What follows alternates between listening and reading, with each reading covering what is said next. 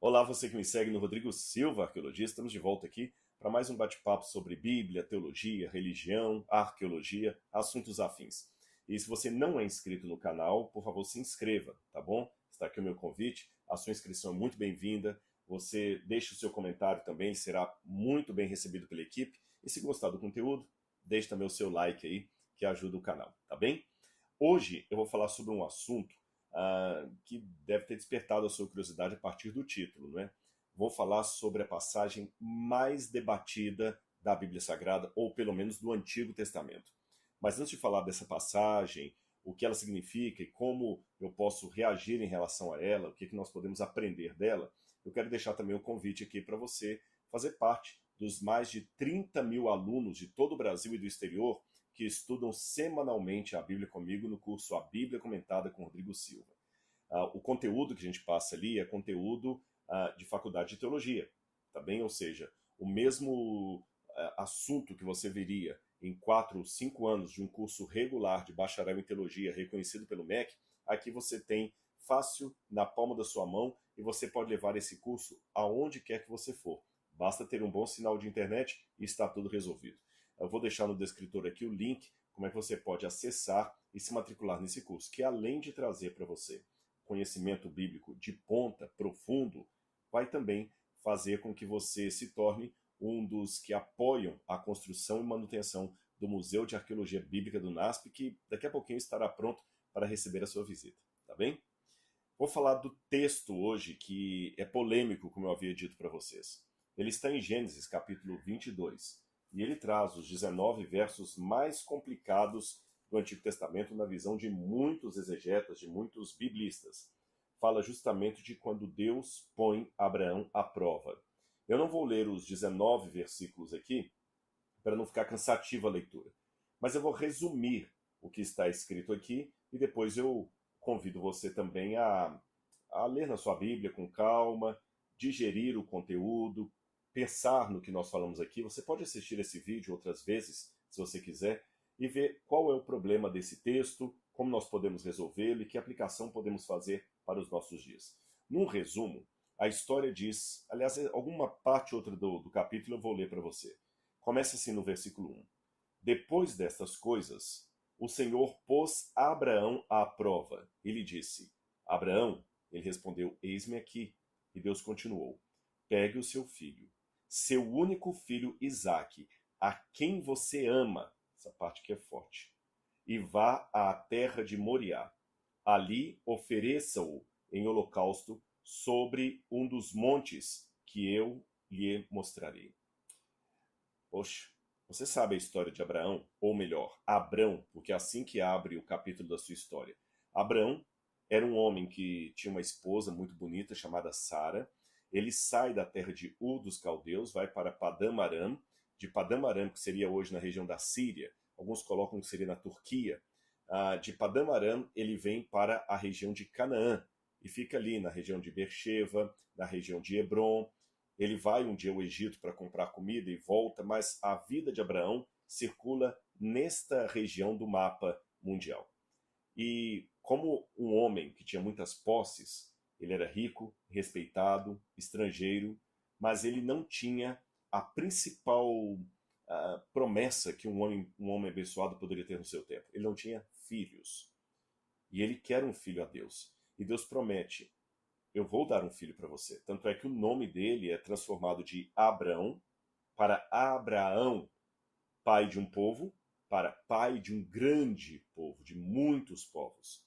Mas como se dará isso, Senhor? Eu não tenho filho. Ele já havia pensado em deixar o servo dele, Eliezer, como herdeiro no lugar dele quando ele morresse, porque ele era avançado de dias, amava sua mulher, não queria outra mulher, não poderia ter filhos.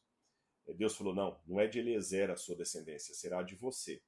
Com alguns anos depois desse episódio, Sara, a sua esposa, vendo a aflição do marido, a aflição esta que recaía também sobre si mesma, porque a mulher era igualmente considerada amaldiçoada por Deus por não poder gerar filhos. Uma mulher que não tivesse a condição de engravidar poderia ser compreendida pelos habitantes da época, pelos vizinhos, como sendo uma mulher que estava sob maldição de Deus. Em outras palavras, ainda que Abrão ou Abraão, como ele será chamado posteriormente, tenha sido um homem financeiramente abençoado, respeitado, os negócios dele prosperavam, ainda assim pairava uma nódoa de questionamento no ar.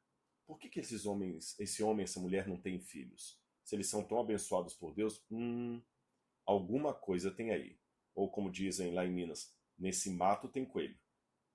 Foi nesse desenrolar da história que um dia Sara, num afã de desespero, quem sabe, de grande dor por ver o sofrimento do marido e dela mesma, falou: Abraão, eu tenho uma solução legal para você. Quando eu digo legal, é porque há documentos de Alalak, Mari, Eshnuna, Nuzi, o próprio Código de Hammurabi, são documentos legais do Antigo Oriente Próximo que também formavam os usos e costumes, a ética e a moral da época dos patriarcas. E num desses documentos estava prescrita ali a regulamentação que se um homem não pudesse ter filhos com a sua esposa, porque é interessante, os documentos sempre partem do pressuposto que a estéril é a mulher, nunca o homem. A linguagem da época entendia assim. É lógico que do ponto de vista médico isso é uma coisa ridícula hoje. Nós sabemos que tanto a mulher pode ser estéril quanto o homem. Mas pela cultura patriarcal de então, normalmente quando um casal não tinha filhos, a culpa recaía sobre a mulher. A mulher que não poderia dar filhos ao homem. Bom, nessa situação, ela falou: eu tenho uma sugestão para você. De acordo com esses códigos legais aqui, você pode ter aquilo que no século XXI nós chamaríamos de uma barriga de aluguel. Sabe quando um casal tem dificuldade de engravidar e tem todo um debate ético sobre isso também? Será que a ética cristã concorda com isso, não concorda? Mas isso seria tema para um outro vídeo. O fato é que muitas vezes um sêmen é colocado no laboratório, banco de sêmen, banco também de óvulos, e ali eles podem fazer uma inseminação artificial fora do útero e colocar no útero da mulher ou ainda numa barriga de aluguel. Eu estou colocando a barriga de aluguel aqui porque é um paralelo mais próximo daquilo que a legislação permitia ser feita na época de Abraão. Se o homem tivesse a mulher, ela não desse filhos para ele, e ele a amasse a ponto de não querer dar-lhe uma carta de divórcio ou de repúdio, o que ele poderia fazer? Ele poderia pegar uma empregada, desde que a mulher concordasse, fazer filho na empregada. Na época não tinha fertilização in vitro, tá bom? Eles não poderiam ir ao laboratório e pegar o espermatozoide dele ali, o sêmen dele e fecundar na mulher. Não existia essa tecnologia moderna. Ele teria que ter relação sexual com ela, depositar nela a sua semente, e uma vez que a empregada tivesse o bebê, aquele bebê seria da sua esposa e dele. Eles fizeram isso com Agar.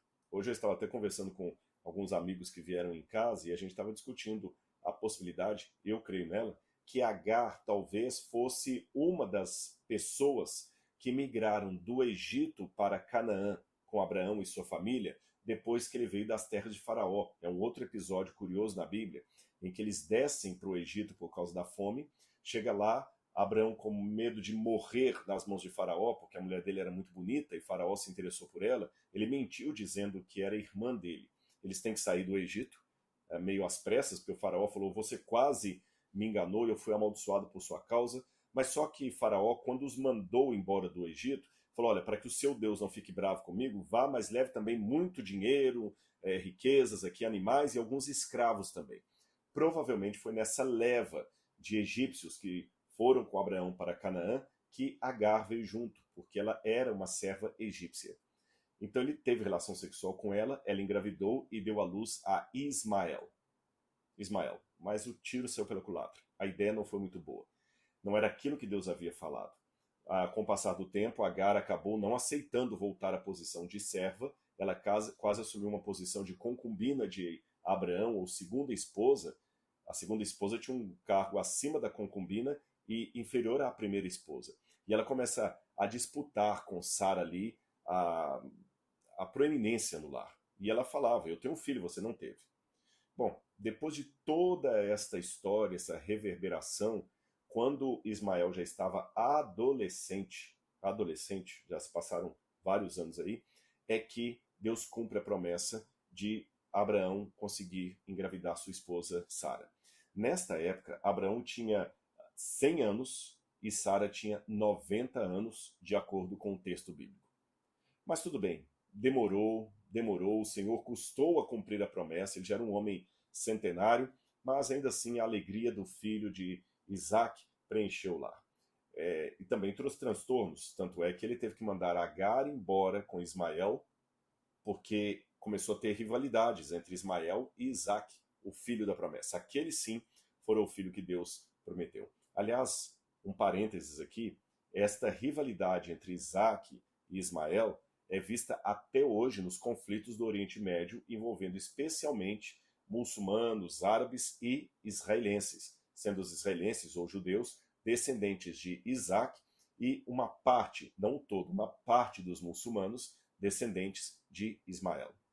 Fechei parênteses. Continuando na história, Abraão estava feliz com o filho dele, aquela coisa toda. Um belo dia, Deus surpreende Abraão com o pedido que eu li aqui no início do capítulo. Está feliz com seu filho? Estou, Senhor. Isaac lhe traz alegria demais. Não é à toa que Isaac significa risada. Ele encheu minha boca de riso, Senhor.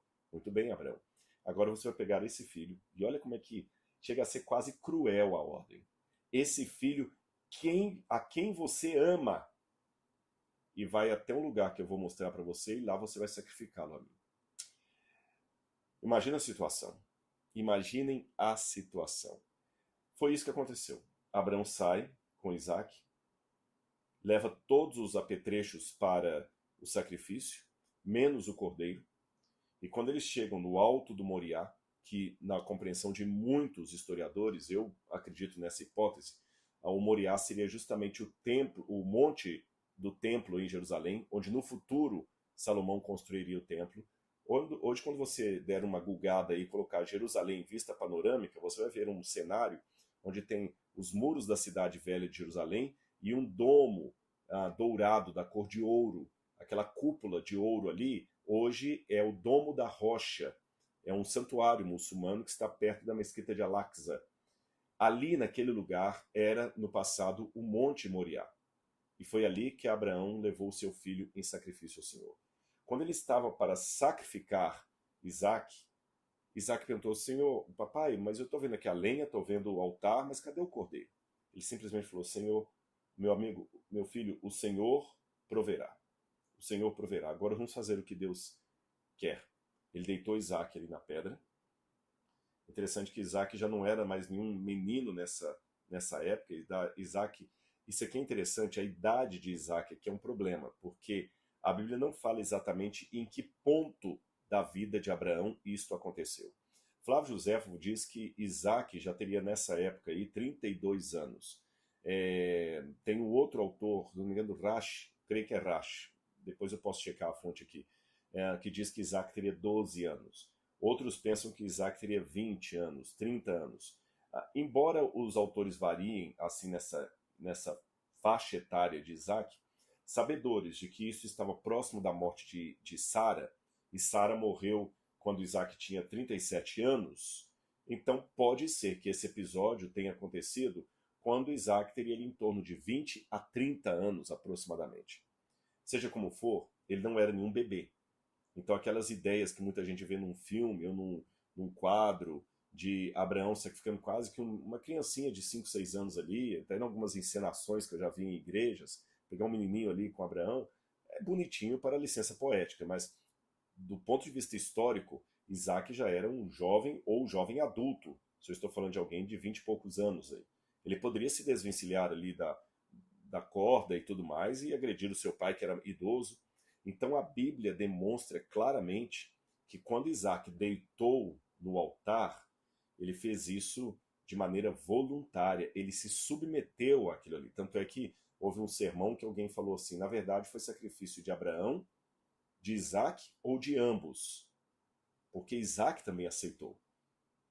Olha, pai, se o seu Deus está pedindo isso, quem sou eu para negar? Isso é bonito da parte de Isaac.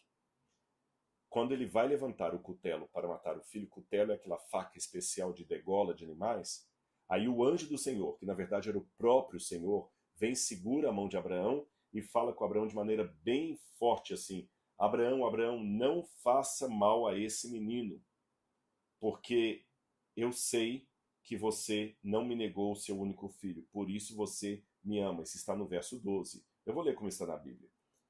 Vou ler o verso 11 também. Mas do céu, o anjo do Senhor o chamou. Abraão, Abraão, ele disse, eis-me aqui. Então ele disse, não estenda a mão sobre o menino, e não faça nada a ele, pois agora eu sei que você teme a Deus, porque não me negou o seu filho, o seu único filho. Então Abraão ergueu os olhos e viu atrás um cordeiro, preso pelos chifres, entre os arbustos. Abraão pegou o cordeiro e o ofereceu em holocausto em lugar de seu filho. Essa parte é importante. Abraão deu àquele lugar o nome de O Senhor Proverá. Daí disse até hoje, no monte do Senhor proverá. Pois bem, essa é a história. Por que Deus pediu algo tão cruel? Isso aqui tem feito os pesquisadores a darem respostas diferentes. Alguns pensam que, na verdade, isso aqui é apenas uma forma de Deus mostrar que o povo de Israel que iria descender de Abraão não deveriam jamais oferecer sacrifício humano, porque quando Abraão viveu, vários povos praticavam sacrifício humano. Então, para que os seus descendentes não fizessem aquilo, Deus já criou um trauma no patriarca.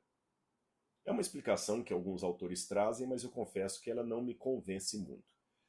Uma outra explicação que é dada é que aqui você teria apenas um simbolismo do que Cristo haveria de se submeter no futuro quando ele fosse sacrificado por nós. Aliás, nesse ponto aqui, sendo essa uma explicação cristã, eu vou colocar mais ou menos as 3 linhas de explicação cristã, muçulmana e judaica das 3 religiões monoteístas sobre esse episódio.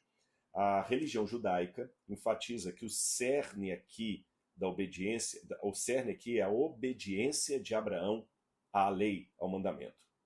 Deus mandou, fez sem questionar. Então, se você for conversar com um rabino e falar assim, qual que é a moral dessa história, qual que é o cerne desse episódio, o rabino vai dizer para você, é a obediência de Abraão. Ele obedeceu e assim nós devemos obedecer. Muito do judaísmo ainda nutre uma visão até legalista da religião, onde você não questiona, você obedece à autoridade. Se Deus falou, é para fazer, acabou. Assim como Abraão obedeceu, nós temos que obedecer. Obediência é o cerne. Se você pular para o Islã também vai dizer que o cerne aqui é a obediência. Há apenas um detalhe curioso, numa das versões islâmicas, o filho sacrificado não foi Isaac, e sim Ismael. Tá certo? Foi Ismael e não foi em Jerusalém que aconteceu o sacrifício. Então existe essa versão muçulmana que o filho sacrificado foi Ismael, mesmo porque foi o filho que Abraão de fato perdeu, do qual ele teve que abrir mão. Esse sacrifício não foi em Jerusalém, e é lógico que com essa versão muçulmana eles querem também priorizar, tanto judeus como muçulmanos, o fato de que Deus tinha uma bênção especial para aquele segmento da população mundial, para judeus ou muçulmanos. Os muçulmanos enfatizam então a obediência de Abraão, ou Ibrahim, como eles chamam. Os judeus tinham também uma ênfase na obediência de Abram ou Abraão. Os cristãos dão uma outra interpretação aqui, como nós vemos no Novo Testamento. A ênfase não é a obediência, mas a fé de Abraão. Inclusive, que ele teria a fé que Deus poderia ressuscitar Isaac.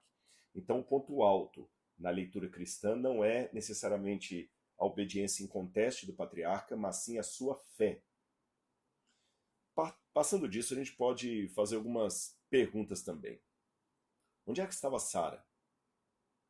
O texto bíblico não diz. Dá-se a entender que Abraão saiu de casa com o filho para fazer um sacrifício e não falou com ela qual o propósito.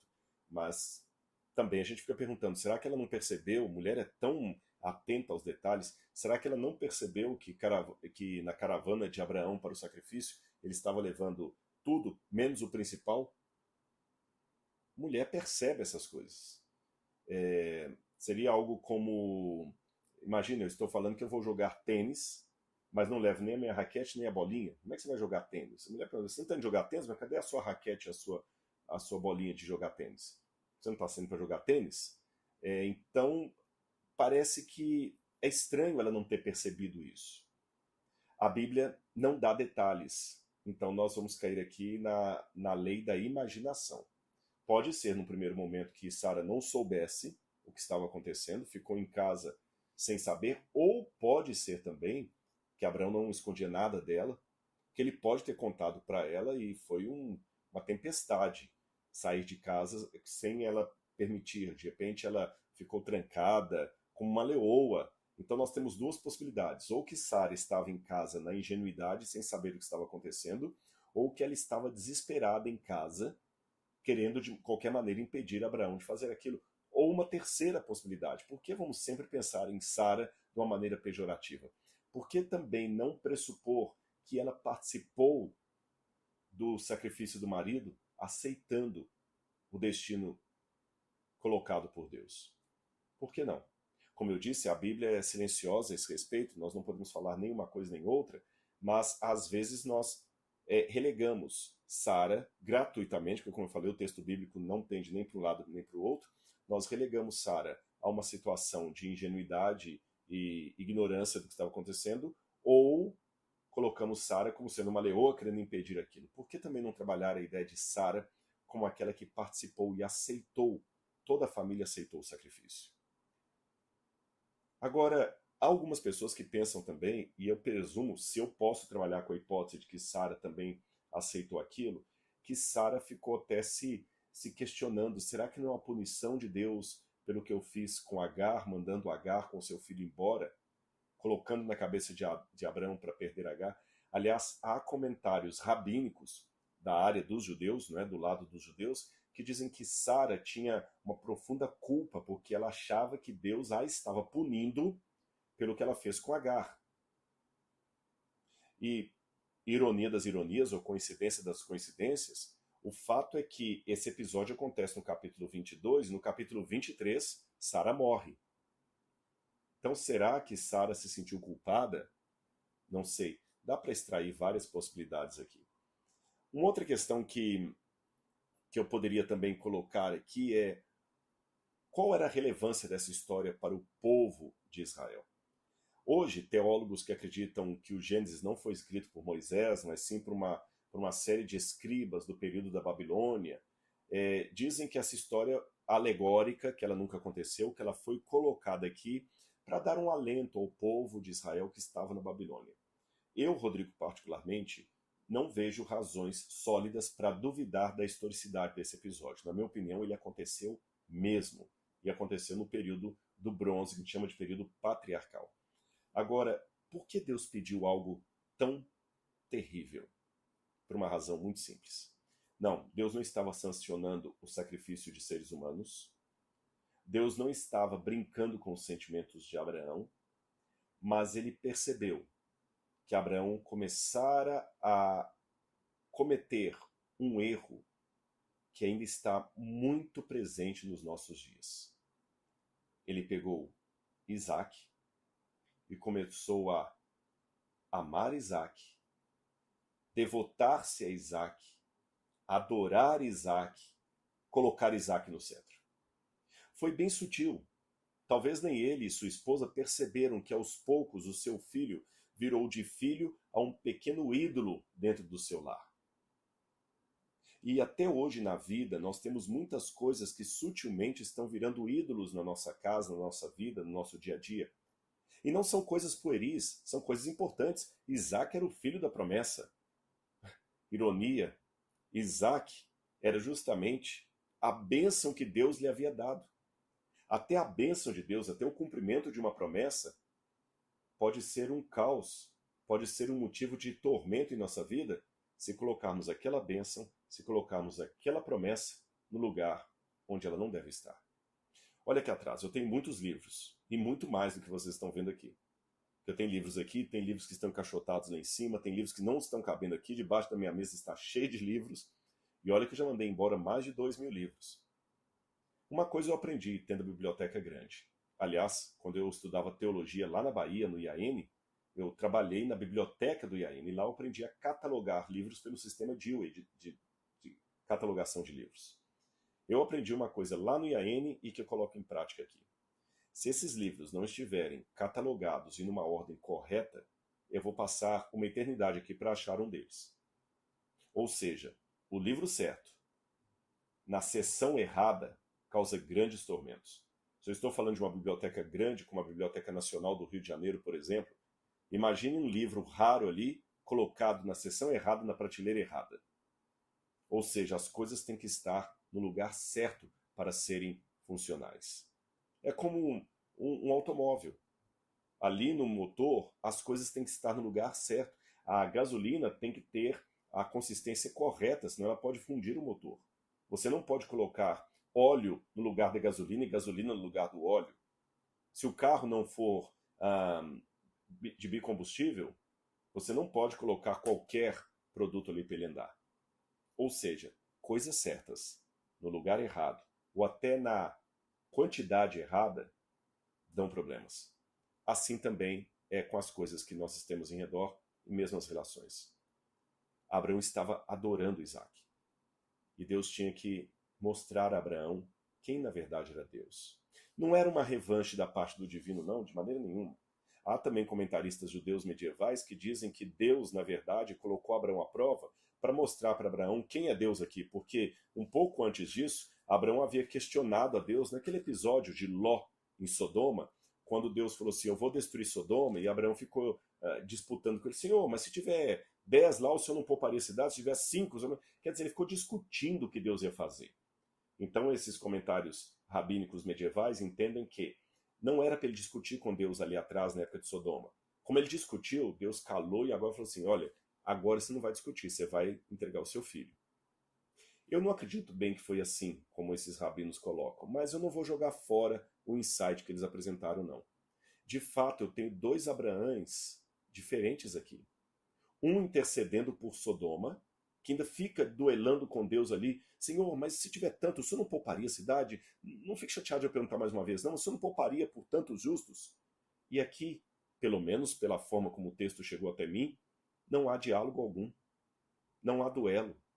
Não há contrapropostas. Não, Senhor, deixa eu ir no lugar do meu filho. Eu mato a mim mesmo. Ele simplesmente obedeceu pela fé. Por isso que o livro de Tiago vai falar que Abraão foi feito amigo de Deus. E para ser amigo de Deus, imaginando a minha vida com Deus como uma grande biblioteca, no livro que pertence a Deus, não posso colocar nenhum outro exemplar acima, do lado, muito menos no lugar. Talvez esse é o problema com muitos temas modernos que nós temos, e talvez seja esta a razão porque esse texto de Abraão continua sendo a passagem mais debatida da Bíblia, apesar dos séculos, apesar dos anos, em pleno século XXI. As pessoas continuam debatendo, mas como Deus pode pedir algo tão cruel? Como? E tentando arrumar explicações que justifiquem o texto, quase como a vontade espontânea de, se fosse eu o editor da Bíblia, eu não teria deixado esse capítulo 22 ficar aqui, eu teria tirado isso para não chegar ao conhecimento do público.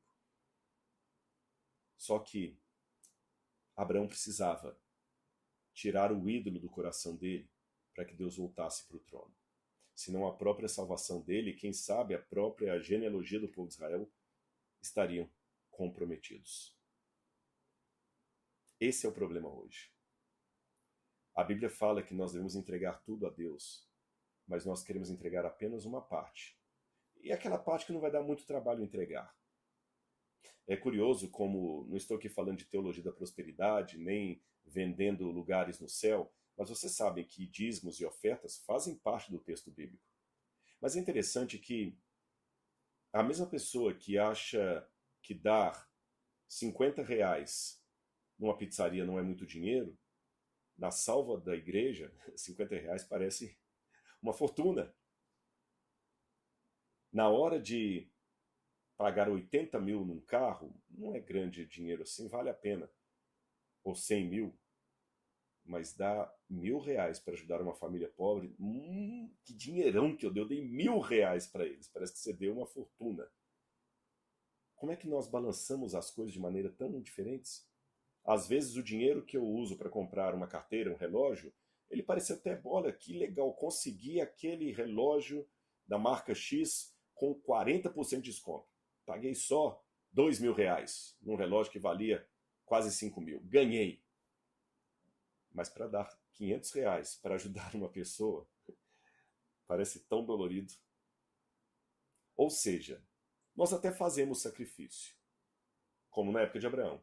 mas talvez pelos motivos errados.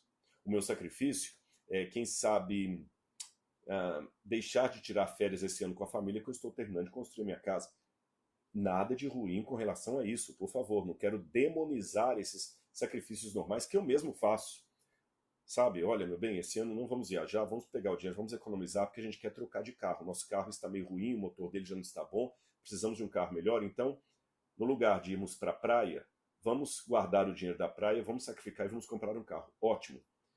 Vamos sacrificar um pouquinho em casa aqui para pagar aquela cirurgia que temos que fazer. Estamos terminando a reforma da casa. Então, nós fazemos alguns sacrifícios. Eu quero emagrecer, vou fazer um sacrifício, vou deixar de comer doce, vou deixar de comer chocolate.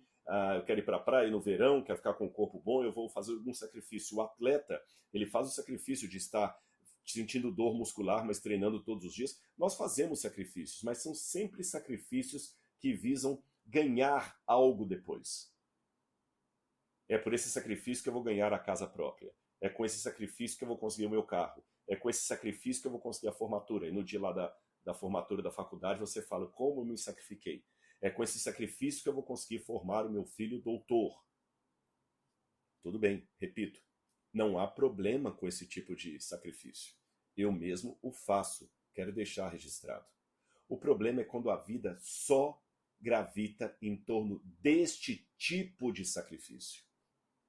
E aquele sacrifício que Deus pede, sem dar garantias de você ter nada em troca depois de tê-lo feito. Paulo, que se sacrificou pelo Evangelho, sendo decapitado, perdeu tantas coisas que ele perdeu. Os próprios apóstolos de Jesus um dia chegaram para ele e falaram, Senhor, nós sacrificamos tudo por tua causa. E ele falou, tá bom, ainda tá pouco. Quem ama o seu pai e sua mãe mais do que a mim não é digno de mim. É lógico que Jesus falou com eles, mas eu prometo que ninguém que se sacrificou ficará fora do meu reino. Mas era uma promessa era e ainda é, um pouco abstrata. Onde é que está a Nova Jerusalém, com as ruas de ouro? Ainda não chegou. Os apóstolos morreram, viraram farinha.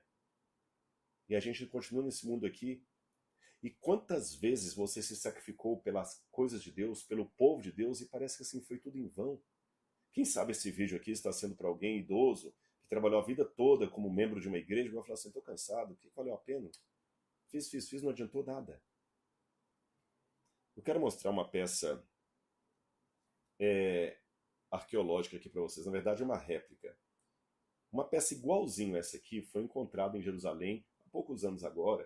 Vou mostrar para vocês aqui, olha, parece um carimbo, tá vendo? Olha, é um selo. Aqui em cima você tem o lugar onde a pessoa colocaria a mão para selar. É um selo que foi encontrado ali nas escavações de Jerusalém, há poucos anos atrás, e esse selo data da época do Segundo Templo, ou primeiro século de nossa era. Esse selo estava em Jerusalém nos dias que Jesus foi ali durante as festas religiosas. E ele está com uma inscrição em em aramaico, as letras hebraicas e aramaicas são as mesmas. E aqui você tem o Dalet, o Ri, o Aleph. Dahria, que significa puro, pureza. Aí vem o Lamed, que é a preposição para, e vem o Yod e o Rei, que é a abreviatura do nome sagrado de Deus. Em outras palavras, aqui está escrito em aramaico, Dahria le Hashem, purificado para o Senhor em aramaico, não hebraico, em aramaico. Todos os que estudaram essa peça arqueológica, melhor, a original dela, entenderam que isso aqui era uma espécie de carimbo que as pessoas usavam depois de ver os sacrifícios que iam até o Templo de Jerusalém. Então, quando estava perfeito o sacrifício, estava purificado, ele batia o carimbo. Inclusive nos seres humanos, purificado para o Senhor. Ou seja, talvez a grande dificuldade das pessoas hoje com o sacrifício que Deus requer é porque, em primeiro lugar, elas até aceitam fazer sacrifícios, desde que tenha alguma coisa em troca. Uma felicidade,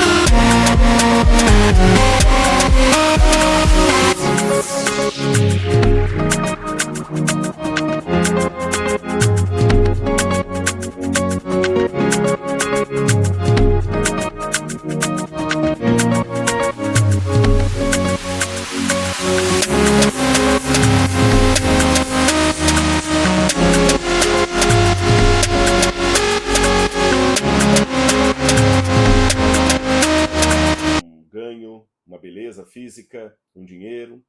Agora, fazer sacrifício sem nenhuma garantia concreta do que eu vou ganhar com isso, ninguém quer. Parece coisa de masoquista. Segundo lugar, as pessoas querem sacrifício, mas isento de pureza. E o sacrifício que Deus quer exige pureza. Palavra tão desdenhada nos dias de hoje, não é mesmo? Eu espero que Deus nos dê forças. Em primeiro lugar, para esperar pela promessa. Em segundo lugar, quando a promessa vier, como veio para Abraão através de Isaac, que nós agradeçamos a Deus, mas deixemos a promessa no lugar que ela deve ocupar no nosso coração, que definitivamente não é o trono de Deus. E se o Senhor nos pedir alguma coisa estranha, como sobe ao monte e sacrifique o seu filho por mim, que o façamos, mesmo que isso pareça loucura aos olhos do mundo. Porque Deus pede coisas estranhas. A Bíblia está repleta de coisas estranhas que Deus pediu. Vai e mata o seu filho por mim. Vai e prega para aquele povo. Vai, Jonas, para Nínive. Maria, você vai dar à luz a um menino chamado Jesus, vai ser o Salvador, mesmo se sendo grávida. As coisas estranhas de Deus ainda são mais sábias que todo o conhecimento e expertise da terra. Obedeçamos a Deus e tenhamos coragem, pela graça, de fazer um sacrifício puro. Aí sim, como o pai Abraão, também poderemos ser chamados de amigos de Deus. Um abraço e até o nosso próximo vídeo.